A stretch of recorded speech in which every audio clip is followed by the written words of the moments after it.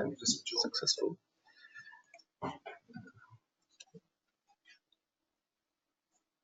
So you're using this one.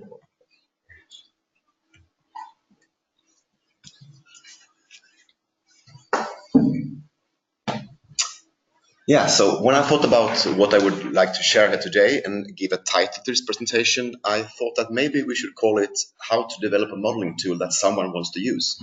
Because developing a model tool itself can be very interesting and very fun, but the critical thing is that actually someone would like to use it, because otherwise you cannot fund this activity in the long run. And as Jürgen said, I'm working at HCL Technologies in Sweden, so just across the bridge here. And I started working with modeling tools a long time ago, already back in 1998 when I left university. And I'm still working with modeling tools, so it's kind of have been 20 very interesting years in different companies, starting at Logic, which was a company focused on modeling tools for the telecommunication industry. Then moved on to IBM for 8 years, and now since 2 years back I'm working for HCL. And you can see here some of the modeling tools I work with. Right now I'm working with RCRT and Artist, so the real-time modeling tools for the human real-time, but also web-based modeling tools, which also is a kind of a trend that you want access to your models on the web. So Design One is one such example. So if we think about developing a modeling tool as kind of a fruit, we have an inner core that is the hard technical stuff. So here we have things like platforms we use, programming languages, features we develop, all those things that we as a tool developer think are kind of fun. This is what really makes it fun to develop a modeling tool. And even if this core, of course, is very important, there are also other things outside the core, that those juicy, fresh fruit, that actually is why you want to eat the fruit, that also tends to become more important as the tool matures and gets a wider user base. And today I will talk about those things that are outside the technical core. So if we start to think about why do we develop tools? Well, we do it to make our work easier. We have a task and we want to have a tool that makes our work easier. And one question you can ask us is, when our work becomes more complex, do our tools also have to become more complex with the tasks? And of course, if you look back a long time in history, it's of course very true that the tools humans use today are much more complex than hundreds of years ago, or even thousands of years ago. But the question is, at some point, the complexity in the tool becomes something that limits the complexity of the task you can perform. So you have to think about ways of simplifying the tool while still being able to accomplish the task you want to do. And those of you who are in my age or maybe older have maybe experienced the challenge of programming a VHS recorder. There was a time before Netflix where you couldn't just click and see videos. And then you actually had a very hard user interface that you had few buttons to press on that machine. And if you did it right, you could actually record your favorite TV show one day in advance. It was amazing that it worked. But few people actually managed, I think, to use that user interface. And when they introduced the same feature on the remote control, it only became slightly better. You had more buttons to press. It was still, of course, hard to do it. And these days, you have the smartphone, so you don't even record anymore because you can just stream it directly. And thinking one step ahead, voice recognition could be yet another simplification of this tool to make it even easier to do the same thing, but with a much lower complexity.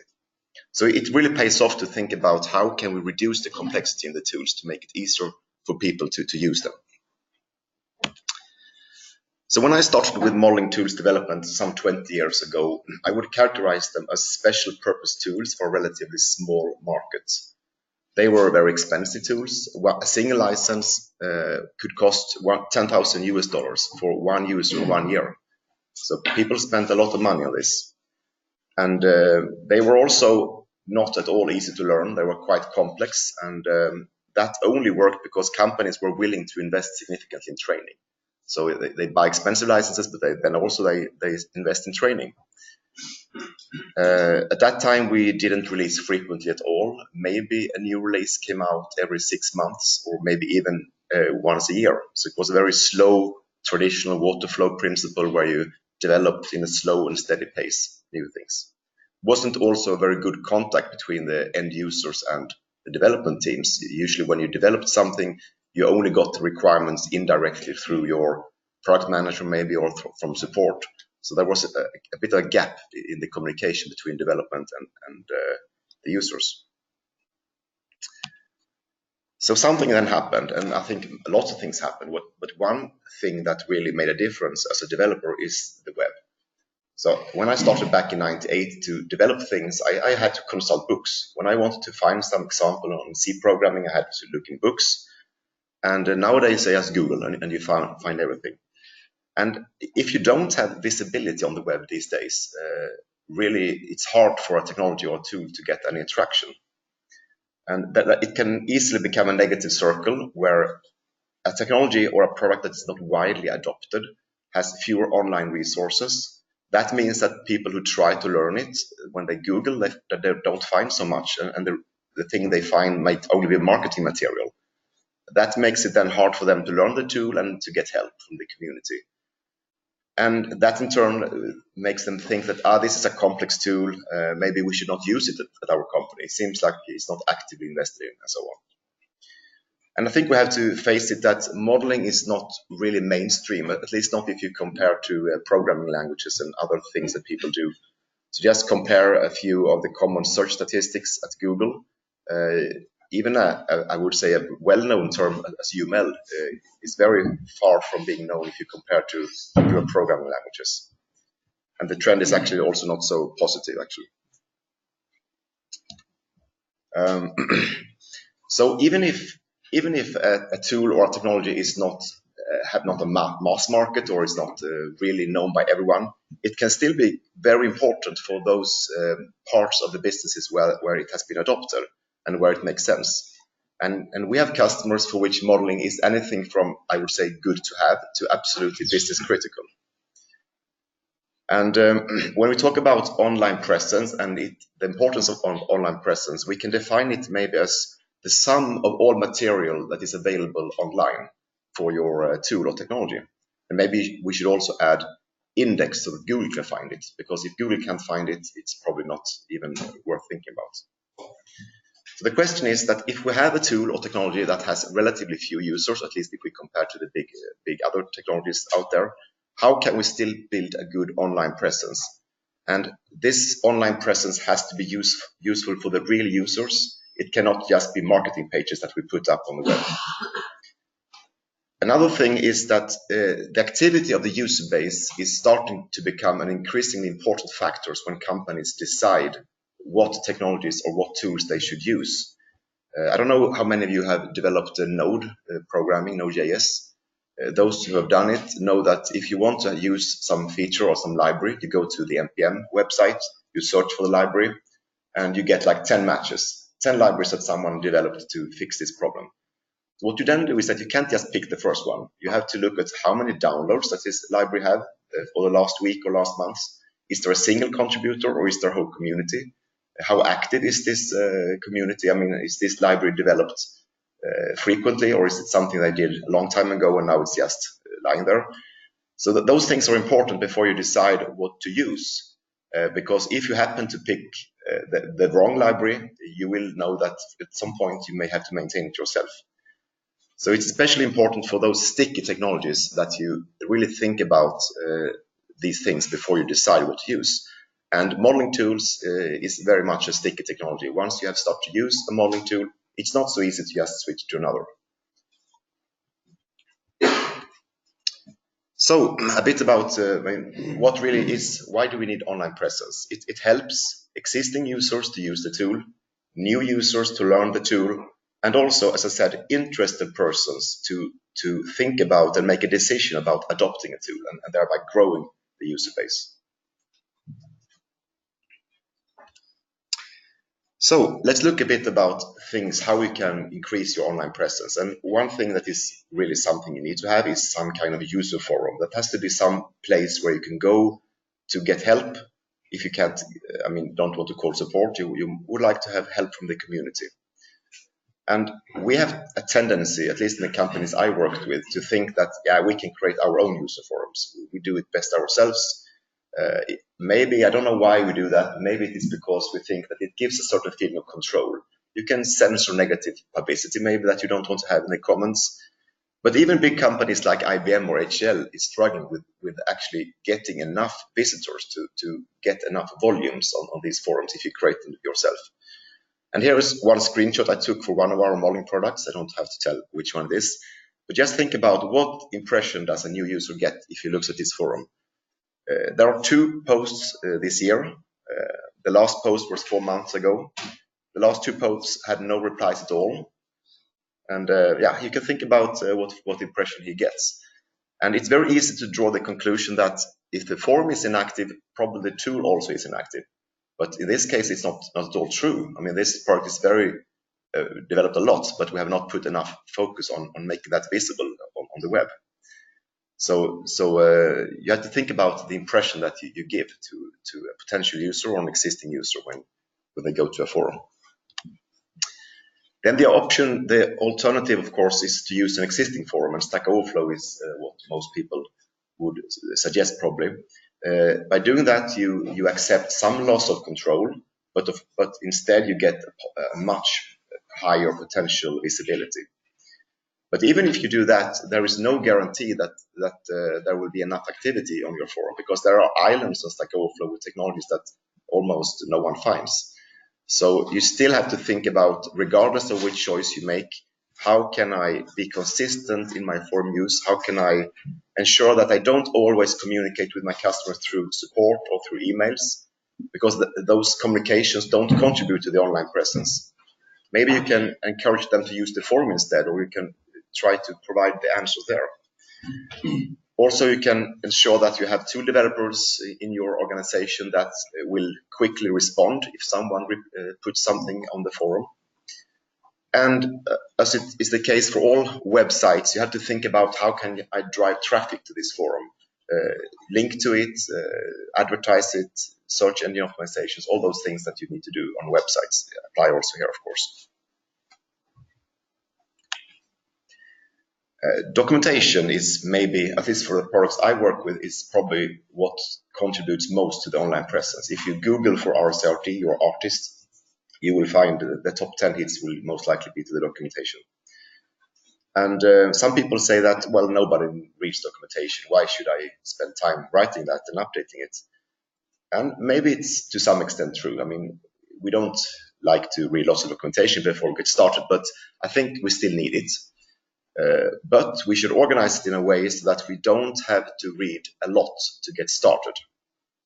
And somehow we need to think about how we can include the documentation naturally within the tool itself. So, for example, document things in small portions where it makes sense, instead of having you to read a big reference document. It's also important to think about how is the documentation consumable for users. These days, I don't think it's enough to just rely on written documentation. There is a new generation coming, the YouTube generation. My children, when they want to learn something, they don't read stuff anymore. They search for YouTube for a video that can teach them how it works. But of course, you should publish your documentation online, because that is really a big part of your online presence, and you should make sure that Google sees it.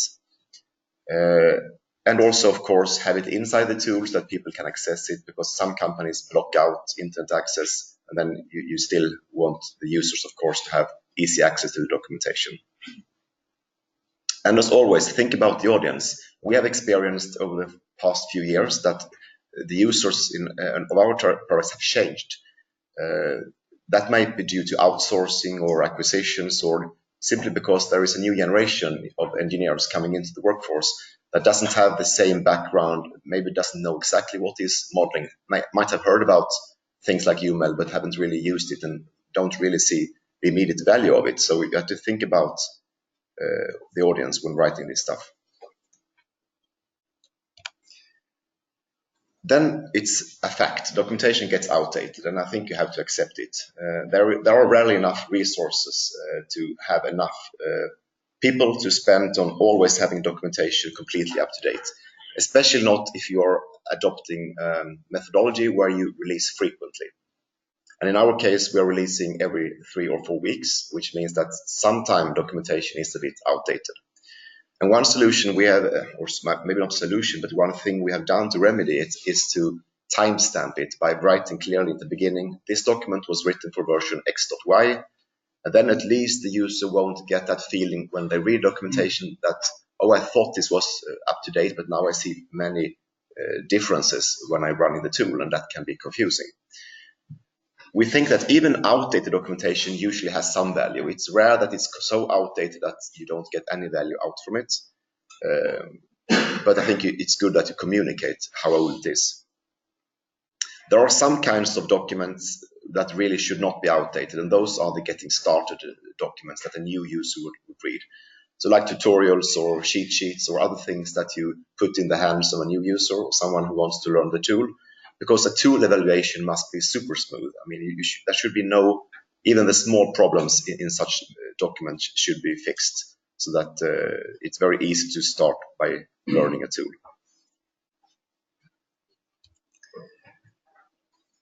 User enablement is, I think, crucial, and obviously there is no point in developing a feature that no one knows exists. Still, we do that all the time, actually. And by user enablement, I mean all the activities we do to make users enable so that they can use the features they need. Note here, I don't say use the features that exist in the tool, because not all users need to use all features. And there might even be some features in the tool that almost no one uses or no one uses for various reasons. So it's important to know what the needs of the users are and how can we teach them and learn, make them learn about the tool and the things that they need to use in the tool.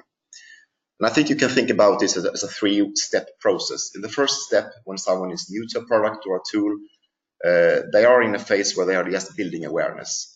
And the goal there is just to know what can I do with this tool. I mean, I have to learn something about it and experiment and play around. Then hopefully users, after some time, move up to the next stage where they are in a phase where you could say they are building their knowledge. At this phase, maybe they know one workflow that works for each task. They can find their way through the tool, but only probably one way of using it. So they are to some extent efficient, or at least they can use the tool. But what we really would like is to move them to the next level where they are increasing their efficiency. And that means that they know the tool so well so that they can use the most appropriate workflow for each task. And what we find is that many of our users stay in the middle. They are kind of, for some reason, maybe they don't have time or whatever it can be, but we don't manage to get them up to become really well aware of everything that is in the tool. And as a consequence, we have lots of things that we have invested in the tool that no one or very few people know about. So what we have found is that in the beginning, when a tool is new, there tend to be a lot of focus on the features, and that's, I think, quite natural. But as the modeling tool matures and already contains the most important features, then the focus gradually switches from feature development to user enablement. And a question we have struggled with a lot over many years is that how can we educate users in the most time-efficient way? We have to realize that our users, they also have a job to do. They are not using our tool because they think it's fun. So they have to do it in a way that can be done together with their day-to-day task. And I would say that there is no single silver bullet for addressing this problem. We have tried many things over the years to address this, and I will share some of the things we have done that have worked well, or at least to some extent well. Something we do a lot is the What's New presentations. So this is kind of a presentation that we give. It can either be live or it can be recorded. And usually we talk about what is the news in a release. What are the new features? Why did we build them? How do they work? We demonstrate it basically and have a discussion with the audience. These sessions can either be for invited key customers only. If you do it that way, it has the advantage that we can run demos on real customer models, so not just hello world examples and toy examples, but actually real stuff that is used in the industry. and that people have shared, the customers have then shared those models with us under an NDA. We can then also discuss their very specific problems and their concerns, so it's good. And also we can discuss what are our future plans for the next month or so, or next 2 months, and does that match the needs of that important customer. But of course, you can not only do that, you also need to have something that you can record and make more generally available. So we also do what I can call a webinar that are recorded and where we go through the tool. These tend to get much less interactive because you might get some questions, but not at all the same interactivity as in the other one. But the benefit, of course, is that you can publish it, so it contributes to the online presence. People can search it and find it.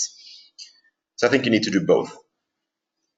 Another great thing we have found about making this presentation is actually that it helps us as a developer to think about the feature I'm working on. Will it really work for the user? And as a developer, if you know that what I'm working on now, I have to go up and show to a customer in 2 or 3 weeks, because it's not a manager or someone who runs this presentation. It's just developers who did the features who run the presentations. So then you become extra careful to make something that you're really proud of and that really works, because you don't want to lose face and show something that really sucks. So we have found that this has put an increased focus on not just individual feature development, but more like an end-to-end workflow, thinking that the whole chain works, many features together, than just one single feature. Then, of course, you need to communicate in other ways also, and we have used something called newsletters. So newsletters is an opt-in mailing list. So with these new GDPR rules, it's important that you get people to actively sign up for something, so that you don't use the email addresses that you have for something that they might not want you to use them for.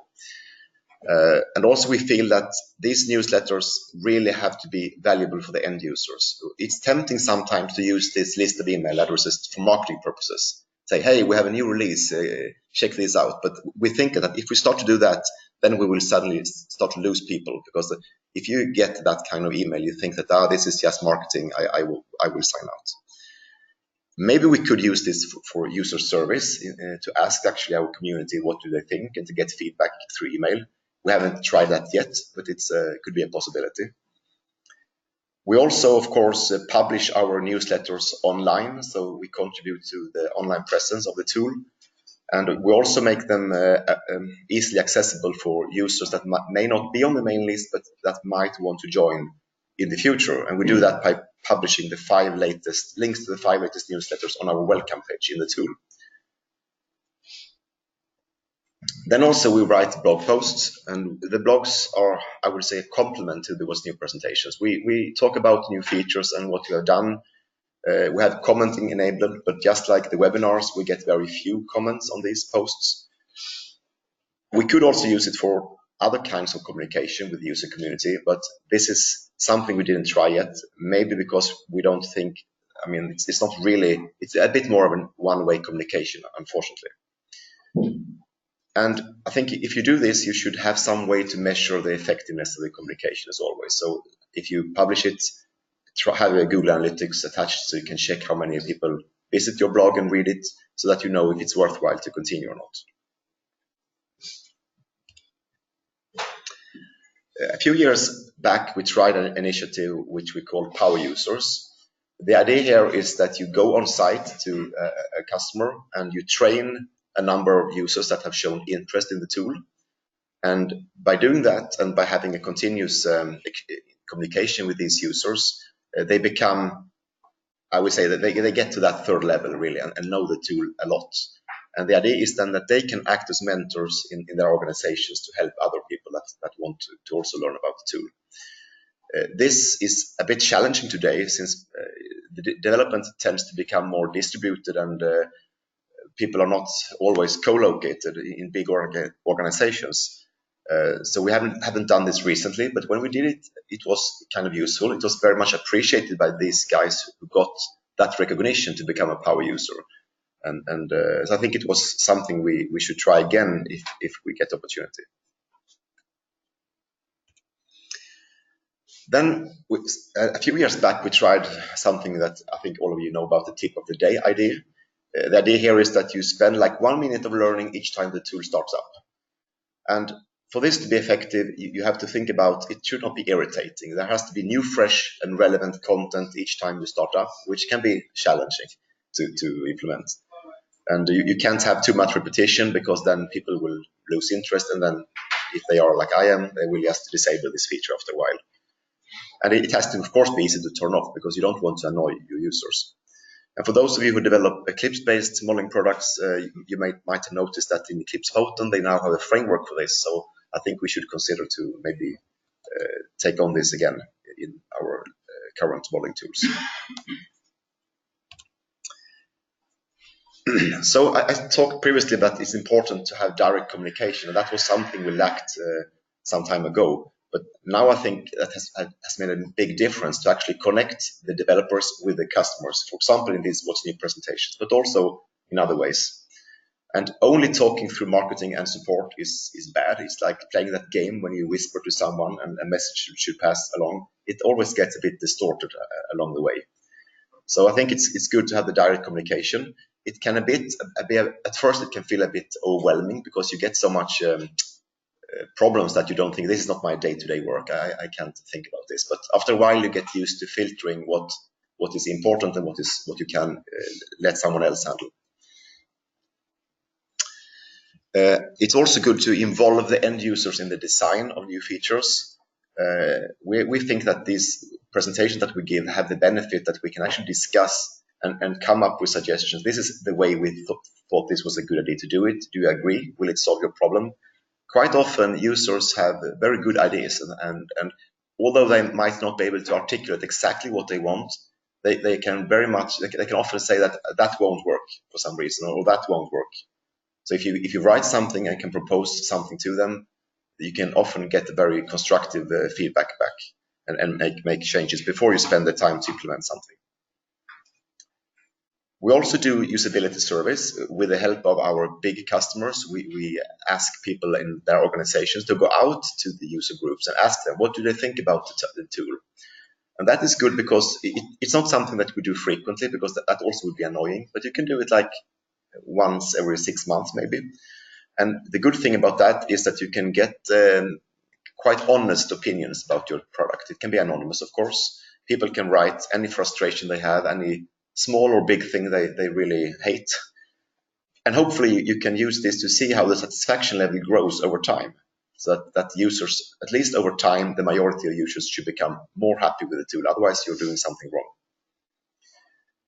And of course, if there is opportunity, sometimes we have the opportunity to actually go on site with the developers to the big customers, and that's really, really good, because after those visits, for a long time, we get really good comments from our developers that they really have learned how people use our tool, and to sit with them and talk with them is really invaluable.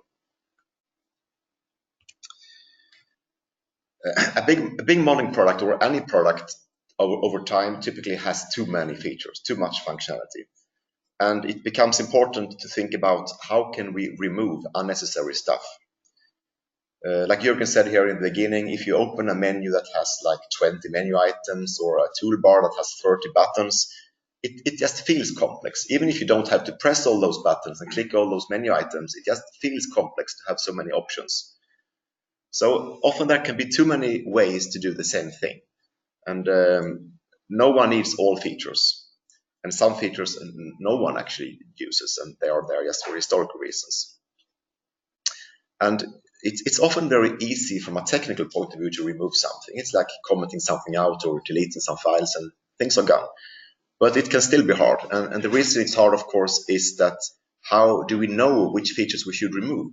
Often we don't really know how people use our tool. I mean, we know our biggest customers, biggest users, but there are so many people out there that we don't have this close communication with. So how can we know what to remove?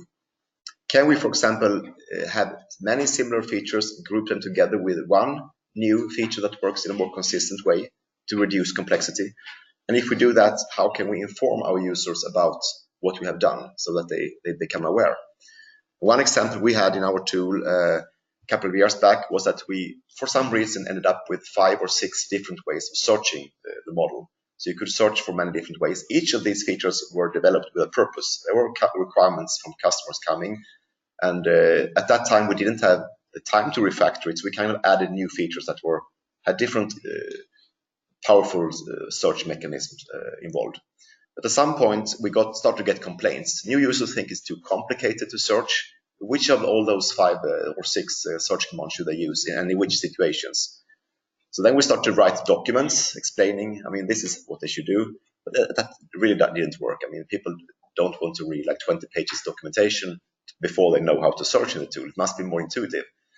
So then finally we decided, we have to do something about this. So we spent like 2 years redesigning our search engine to make a new consistent user interface and new implementation that is used everywhere. And it was very painful, took a lot of time, but eventually it was worth it, because I think now we have ended up with a very good solution. But these things do take time. They have to take time. Sometimes you don't have to remove something completely. You can remove something optionally or conditionally, or maybe even temporarily. If you are in Eclipse, you can have things like perspectives and viewpoints where you can hide things from the user interface. And that is good if you sometimes need to use something and sometimes not.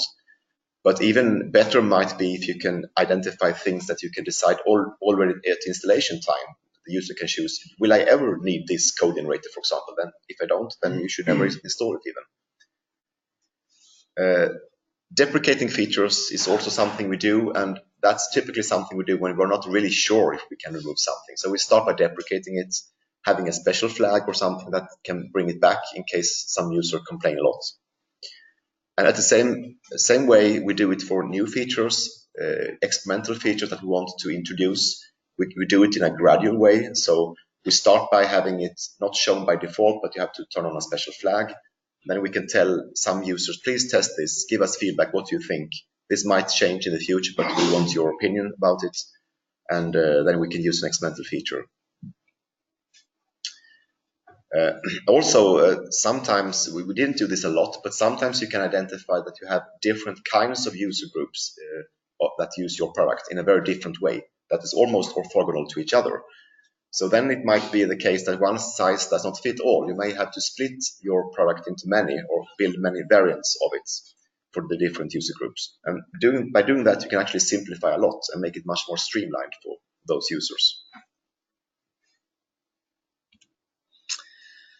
So one important technique for knowing what you can remove, and also in general know about how your users use your tool, is to have some kind of usage tracking implemented in the product. And I think most products today use some kind of automated tracking of statistics, at least for quality. So you have a system where if the tool hangs for too long, or if it crashes or generates some exceptions, that you get that information sent back to your development organization so you can take a look at it. But this can actually be evolved much more than just that. You can use this to measure how much certain features are used. So you can see maybe there are no one using this feature for half a year. That is a clear indication that we might be able to remove this feature.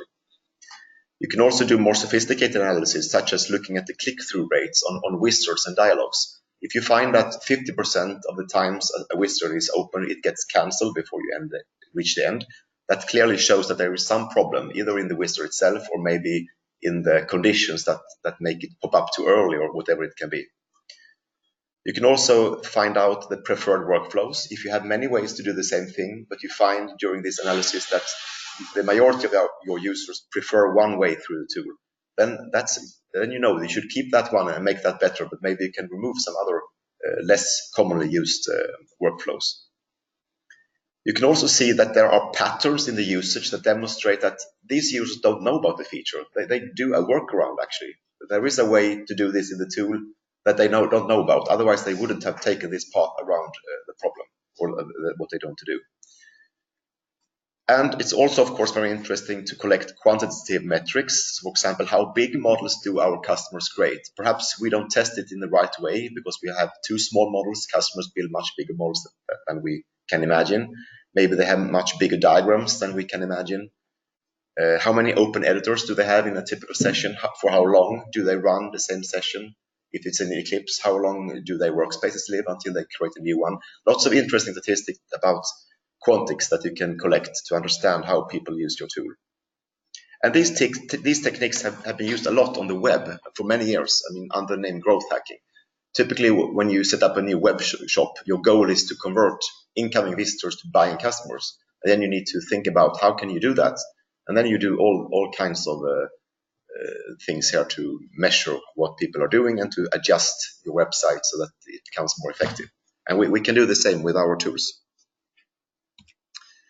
So a few years back, we had the opportunity to implement this in one of our products, and we did it then like this. So it can, of course, be done in many ways, but these days it's very easy to, in the cloud, set up a server and a database where you can connect, for example, MQTT messages that are sent by the application. So by saving data in that database, and then you can just develop a small dashboard where you can visualize the data, then you can draw conclusions and take decisions on how you should evolve your product going forward. Ergonomics and usability. These are all the small things that people might not find worthwhile to report to support, but still can be very annoying if you do it incorrectly or do it wrong. And we must understand that our modeling tools are a different category. Some are tools that you just open and you work with them maybe for 1 hour to do something. But we have modeling tools that are designed to be used 8 hours a day by users. They are sitting working with that tool. That's everything they do for the whole day. And that can even be situations where people get so frustrated about the tool that they decide to leave the company just because of ergonomics. So it's actually a very important thing. And there are many things that contribute to the perceived usability and ergonomics of the tool. There can be too many clicks you have to do a certain task. There can be a lack of shortcut keys or shortcut keys that are not customizable. We had one example a few years back when a developer accidentally happened to choose a shortcut key that you couldn't actually type it on a Swedish keyboard. It was some strange combination of characters that was impossible to do. And if you then don't even make it customizable, then that's not at all any useful to have that shortcut key. The workflows can become or can appear unintuitive, so they can be inconsistent either within the tool itself or between other tools that you commonly have to use together.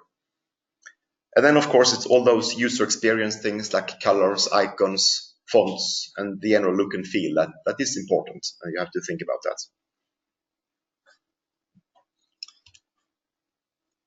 So finally, I'd like to say something about the impact of the methodologies that you use for developing a modeling tool or any tool. And I would say even 4 years back, it was probably that we switched our development to become more agile. So moving slowly away from a more waterfall principle to adopting like Scrum and other agile approaches. And what we have seen the benefit, not for ourselves, but actually for our end users, is that this typically leads to a much more frequent releases. We have a new release coming out every 3 or 4 weeks, and I'm not now talking about test releases. It's actually production releases that people can adopt and use. And that has the big benefit that you get a much faster feedback loop.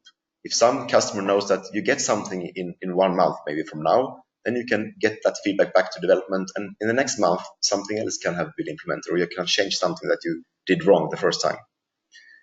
It also has a very good thing that in the past, we tend to do a lot of patching. We had to send out patches to customers. That was because we had those long release cycles. If you release something every 3 or 4 weeks, a customer often say that it's enough that you fix this in the next release because we know it will come soon. They won't ask you, or at least not very often, ask you to patch an already released thing. And that is good because it saves you time. You don't have to create those patches. Another very good thing is the focus on increased automation that this naturally gives. Basically, to be able to release something every 3 or 4 weeks with product quality, you need to automate everything possible that can be automated.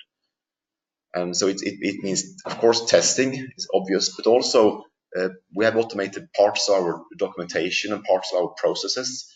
Like previously, we used to write release notes manually, so basically extracting information from our issue tracking system, which is Jira these days, and to put that on a web page and write it manually, which was cumbersome. So then now we have automated that process. We have a script that pulls the comments from Jira and puts it directly on the web. Same for documentation. Of course, you can't automate writing the documentation itself, but you can automate lots of things about it, like how you can pull down data from the internet and put it into your product that you want to have in your documentation, how you want to create indexes and test for links that are broken and many other things. Still, I think documentation is what is really hard to keep up the pace compared to the product itself. And the third good thing is the sprint demos. These, as I said before, they have put a natural focus on developing functionality that actually can be used. And it's also the first chance the users have to provide you with the feedback on the new features, which is really valuable. Then you can think about Agile also in another way, because our customers are, of course, also making this journey and adopting Agile methodologies when using our tool. And that is a different dimension, because that will then put pressure on us as tool developer to make sure that our products work in an Agile development environment. And some people sometimes claim that, well, you can't really do Agile and modeling. They are kind of not working together. But I disagree. What they really say is that tools have to be simple enough, because you have short release cycles. You can't take the time to have to learn big complex tools. You should use the simplest possible tool that can solve your task, not anything more complex. So there is a big focus on simplicity in the Agile world, which is very good. And we think, we have seen over the past few years, when this has become more and more popular, that this has led to some new requirements on us. For example, previously it could be enough that we developed features inside the big integrated development environment, like in Eclipse. So only having a graphical access, you have to click somewhere to do something. But now that's usually not enough. You also always have to provide APIs or command line utilities that can provide the same feature. And the reason, of course, is that our customers also need to automate. So they must be able to write scripts and to exercise functionality of our tool from the command line or from some kind of script. There also seems to be a tendency of, when it's possible to choose, not always prefer a graphical representation, but sometimes prefer textual representation instead. Writing something in text can be very quick. You can copy paste, and even if it also has some limitations, it seems sometimes to be a trend that people prefer small and easy text formats instead of having big graphical notations. Another thing related to this is the web, of course, that you don't want to install the product anymore. At least you shouldn't have to install it all the time. To look at the model, it would be nice just to get a link to something, and you click it, and then you get the model in your web browser instead. So that's also why we put a lot of effort on developing modeling products that can be accessed in a web browser, so you don't have to install a big tool like Eclipse to do it.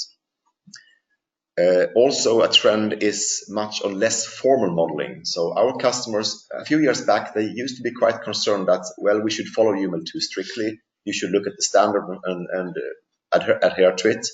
There was some kind of perception that if we did that, they could easily switch to another modeling tool that followed the same standard.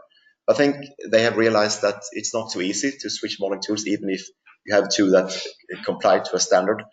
And so now it's more like a pragmatic approach, where they look upon modeling as more like, well, we take the good things about modeling and then we combine it with programming language concepts, and in whatever way we like, to make our work easier and to simplify.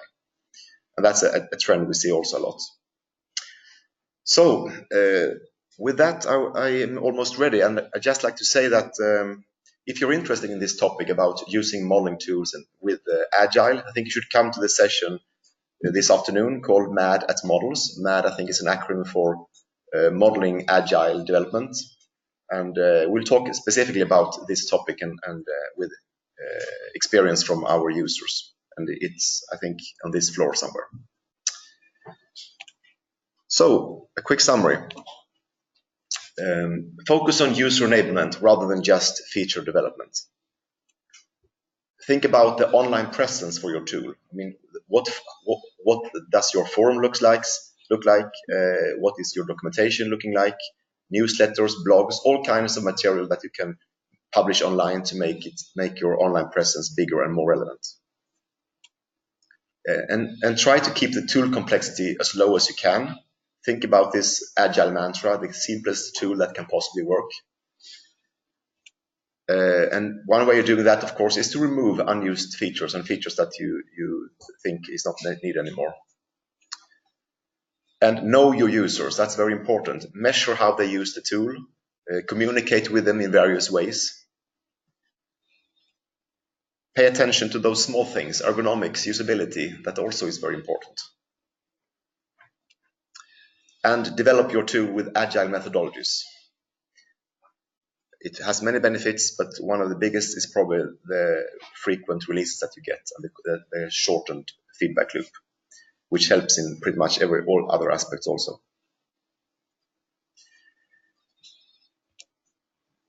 Thank you.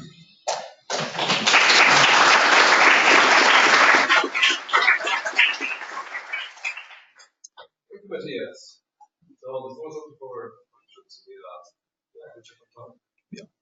Questions, comments, is resonate with you, Tim? Yeah, I just have to say that as you went down your list, I said yes. This is right. Everything you said is absolutely bang on. Everybody should do it. I lead the Uncle Open Source Project. We do precisely everything that you said, and you end up with happy customers. You end up with people who are using your tools and increasing trajectory. It works for everything.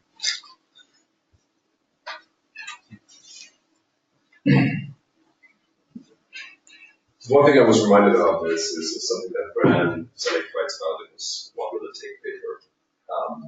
Tool writers, also people like us and you and me, we tend to be technologists. Right? We tend to like the technology and showcase the technology and put a lot of features in and sort of be in love with that. And then what falls off the bandwagon is kind of the user perspective. Right? So the user has a problem that he or she needs to solve, and they are not necessarily in love with the technology. It's a tool that we're going to use to get the stuff done and then get home.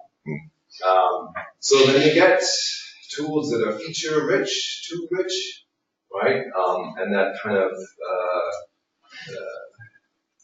forgets about the user, right? And so that has to start at the very beginning during tool development, right? What kind of users do I have? What kind of problem they have? What's their background? Things like that. On the same topic, that's true. I mean, especially when it's used in software engineering. It's developed by software engineers. And the software engineers who are developing the tools in need often develop the tools for themselves. And the typical user is probably not the same. No. In system engineering, they have a bit less of this problem because, the software engineers develop system engineering tools and they don't necessarily know too much. Like the same in the math words. I mean, they are more forced towards the user. You're absolutely right. We often think that we know what the user wants. Yeah. So eat your own dog food. No, that's not the point. If the dogs were eating the food we want to create, they would not like it, and vice versa. Right? Yeah, and something is funny because as you say, our users are also developers. They know a lot about programming, and so sometimes we get requirements that are very technical. They say that, I know you use this index. It can be done like this. I've done it myself. Please implement it. So the kind of it's hard to argue because they know so much about the technology and they think that please do this. It will be good. But maybe it's only good for that user who is very knowledgeable about something. So you also have to think about, if I do it like that, will it really appeal to the large user base? Yeah. You told us you are asking your users what they like and what they don't like in your tools. How does it look like? You are just asking them, or are you really watching them how they're using their tools with their ones and real user experience studies? Yeah, so we ask them, for example, in this usability service. That's one way that we decide upon some questions, and that ideally should not differ too much, so that you can measure the trends over time. That's more like general perception things that they are annoyed about, and so on. Then also, when possible, we actually sit down with them, and sometimes we have the opportunity to visit on site, sit next to them, talk with them, watch them, how they work with the tool. And that's really amazing how many conclusions you can draw from that, actually. Because sometimes I think they don't even know what they are missing, but you are maybe doing it when you're seeing how they work in the field. Yeah. Yes. Yeah, it's sometimes hard for them to express what they want, but if you can see watch them, then it's good. But of course, you cannot always do that. It's a practical limit, but it's a good compliment to do that sometimes. Yeah. Since you work with commercial tools, how much do your competitors and their feature and try to bring their feature into your tool? I think we should do it more. We are a bit bad at that, probably because lack of time. But this conference was good, for example, to see some competitor tools and see what they are doing in a very condensed way. Of course, sometimes we hear from our users that they have found something in a different tool, but it's not so common that we ourselves have the time to sit down and study really what our competitors do. So we don't do that too much, actually. One thing I would add, which you didn't have on your list, is demanding your own people to develop their own modeling tool with their own modeling tool. Yes. Have you done any of that? Because I find that tremendously powerful. They then become their own users and they say, oh my God, I've got to fix that. Yeah, that is eating your own dog food. All that is really good. And I think it's good if you can find it naturally that it fits naturally in your workflow. And if it doesn't fit, then that somehow suggests that maybe your tool is... Well, for example, the tools we develop are, most of them at least, are for real-time development. And then you can really argue that, well, our tool is not really a real-time application. It doesn't really make sense to design it using human real-time profile. Exactly. I mean, you're talking about a very small portion of tools, right? No, but how do you develop a system engineering tool or a tool for real-time systems? Right, but the point is that usually there are different versions of, I mean, you should be able to, UML is supposed to be, universal. No, can I finish my sentence? UML is supposed to be universal or whatever, unified. You're supposed to be able to develop any kind of system with it, right? Yeah. So yes, you've got real time, you've got none. So is there a version, does your company have a tool that can be used for your kind of software? And if so, then use that. Yes, I mean, you may be developing a different thing, but it should be some spillover. We do it occasionally, but not so often. But I think what we did instead is this way that have developers present what they're doing to the users. That's kind of a shortcut because it gives them the same feeling that they want to do something, not because they will use it themselves, but because they will show it to someone else. That's actually a big motivator actually to do a good work, because no one wants to stand there presenting something that they understand, well, this doesn't really work. It's not feeling good. So then you put extra effort into making it work, actually. And also, modeling is not necessarily the best for everything. So there are things where coding makes sense. Yeah. And there are places where, I mean, like textual and graphical things are not in a position here. And I think that every modeling tool somehow is a DSL. So if you're developing a DSL of some sort, I mean, it may apply that you use modeling for that or not, right? Mm. I think that is an easy way to argue yourself out of doing that. So, my personal experience is that it was highly effective to say, okay, we're going to use our own tool, to develop our own tool. We got a tremendous amount of lessons and brings people to, you can onboard new people, especially, because they're forced to use their own tool, but they're being onboarded. I mean, I've onboarded 60 people over the course of time. It's getting people up to speed as using the tool, they're developing it. But because it's a special context, right? And then it works, you're developing a tool for software developers that is developed by software developers in a special case. And when we argue that the usability of tools is often not good, it's because we don't look at the end users. The end users don't have the profile of the people developing a tool. Like if you look at the people at Ericsson, for example, you would have a wide range. People developing base stations are not people developing tools. People doing network modeling are not software people developing software. So there's a wide range of applications, and you're only talking about a very small portion. And I think that the software engineering community has been too focused on code and tool related to software and code as opposed to other aspects. And we failed there. I'm sorry, but we did. I agree. I think that a tool, to be effective, has to tell a story, not just one story, multiple stories. The company I work for, we have a tool that has a lot of features, a frightening number of features, and trying to manage them is a bit of a nightmare. But if you condense them into stories, it's a lot better. And one of the things that's really gaining ground at the moment is this new topic of design thinking. We have these personas and the kinds of hills and things that we go through. If you use that to base your tool stories, you can have actually more effective tools. So, in essence, it's what you're doing, right? You need a product manager to lead this, and the product manager is not necessarily the developers. Yes. I mean, the tool developers, The product manager has to be there to consider all of the requirements of the different stakeholders and so on. And if it's just driven by the software developers, we're failing because we're missing a lot. Yes, you need to have someone in the organization who takes on that responsibility. Yeah. Because the input of the software developers is also important, but it's one of. Yes, one of all inputs you get. Yeah.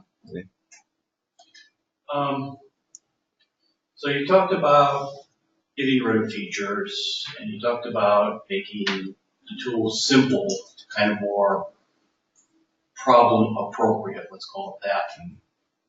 And going back to your introductory slide where you talked about fads.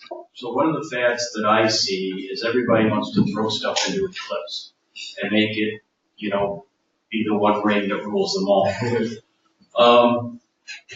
Early in my career, 35 years ago, I was developing tools for mechanical engineers, computer-aided design tools and stuff like that. So I was wondering, in terms of your trying to make the tool more appropriate for the task, one of the things we did is, we had our computer-aided design tool that built the model, and then the model was passed to a computer-aided analysis tool that analyzed the model and added stuff to it, like they meshed it so we could run a finite element. And then they moved it on to the computer-aided manufacturing tool that said, okay, here is the path in the lathe to cut this thing, or the 5-axis milling machine, stuff like that. So I'm wondering if part of going simpler is changing a perspective of how we view the tools, right?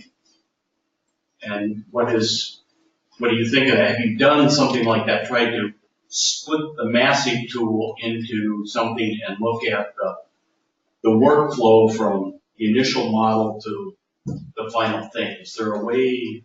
Yeah, I think it makes a lot of sense to try to think about that. So you have, here's, I'm designing. Yeah. I have my modeling design features. I'm analyzing. I'm manufacturing code generation, right? If it's software. And often Which I think also fits into a little bit more of a system design, more appropriate across the cyber-physical system. often there are different persons doing these roles also. Yeah. So that's why I wrote that one size doesn't necessarily fit all. And sometimes we tend to say to users that, we have this big product. It can do what you want. It can do much more also, but it can do what you want. And then ask them to try to use it. But